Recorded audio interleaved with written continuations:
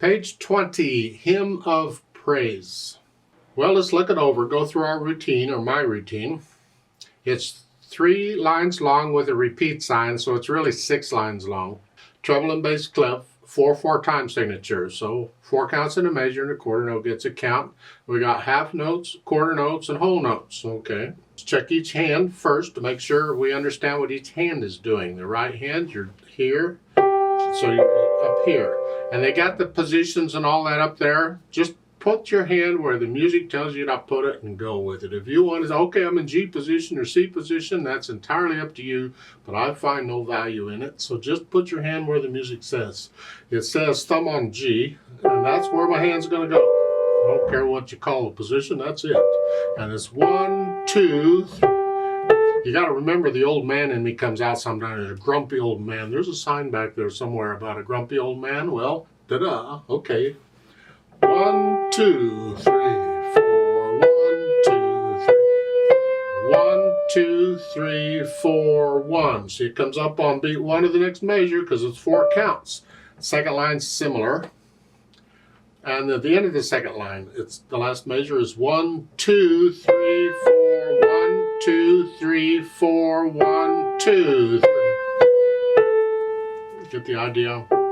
Left hand. Left hand is down here. Basically, left hand's playing the same melody. 1, 2, 3, 4. Isn't this fun? Put the hands together and you get this. Well, at the beginning, it's one hand, and then the third measure, you got both hands. But the right hand's just a whole note. 1, 2. Just make sure you lift up the right hand on when I play the B, the right hand comes up. Then here. The second line, second measure, when I play the B, the left hand comes up.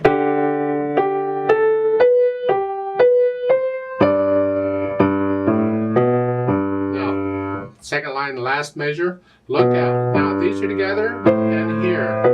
You happen to be playing the same fingers, that helps. The third line, now you're going to hold the whole note down as you do that. And now here, these are together. So the third line, 1, 2, 3, 4, 1, and then again.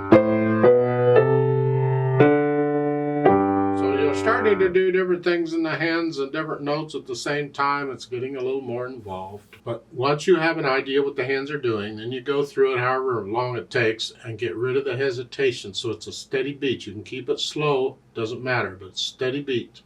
Once we do that, then I think about the articulation. And here's the phrasing.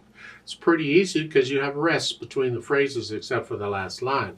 And the last line, the second measure, you hear, you can lift up both hands together. Just a little lift, not a big one, just a little lift. It's like taking a breath. You're just cutting the half note a little bit short so you can lift up. Here. And when you repeat, you lift up when you have to. It's just repeated note, but lift it. That's the phrasing, articulation. Then the dynamics. It's kind of strange here because it sounds like both hands playing melody.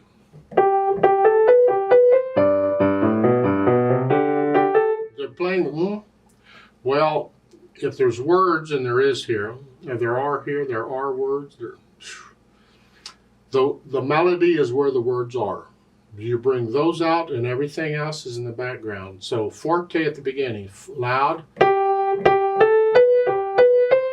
they tell you loud underneath. They're telling you, I would tell you, because this is not melody, that you play this about a moderately loud. You keep it a little softer. They're telling you down there loud, and this is a case where you have to have the second dynamic, because normally I'd say one dynamic between the staves applies to the melody, everything else is in the background. But when they want other stuff that should be in the background to come out, they have to tell you that. So here they are, they gave you a loud, they're telling you play this loud even though it's not melody. And you're going to stay loud now on both hands until the last line, second measure, you get the P for piano. All of a sudden you're soft, but that's the right hand. That's the melody. This has to be very soft. Now you're in the background for the left hand. See, because that's not melody. So you have to be careful on the dynamics and how they're approached. And sometimes you got to figure out what do you want here. Then finally the speed. Happily. Okay. I need more coffee for happily, but okay.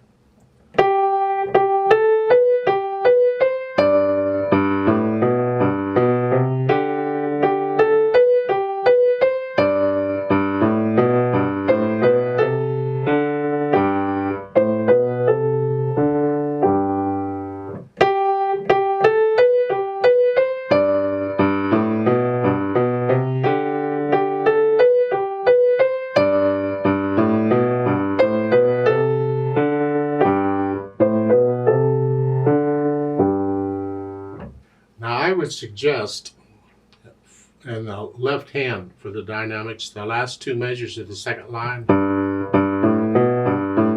start getting softer in here. Because on the third line when I'm here, it's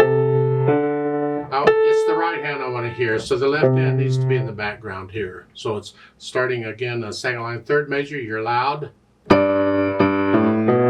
Start getting soft in the left hand, come down. We want to hear the right hand there.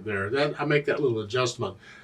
See, the music gives you a lot of information about how to play it, but they don't tell you everything. You have to kind of, musically speaking, what makes sense here. Just don't violate anything the music tells you to do, but there's a lot more you can do.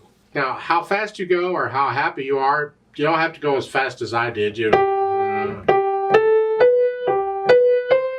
Just be happy, give it a happy thought. Happy thoughts? Okay. Now remember the natural accent. 1, 2, 3, 4. The first one. 1, 2, 3, 4. 1, 2, 3, 4. 1, 2, 3. 1, 2. Feel these natural accents. They're kind of important. Let's play this together very slowly to double check the notes and the rhythms. I'm not going to do any dynamics. I'm just playing notes and rhythms. I'll give us 4 counts and we are going to do the repeat. So we'll play it twice. 1, 2, ready, go. 1, 2.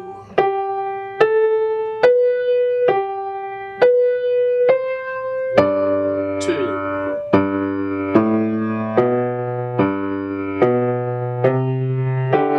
1, 2.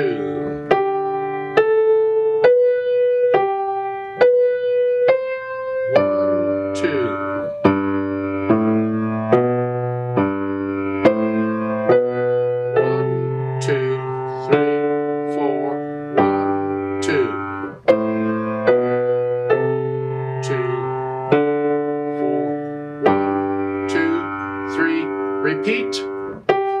2.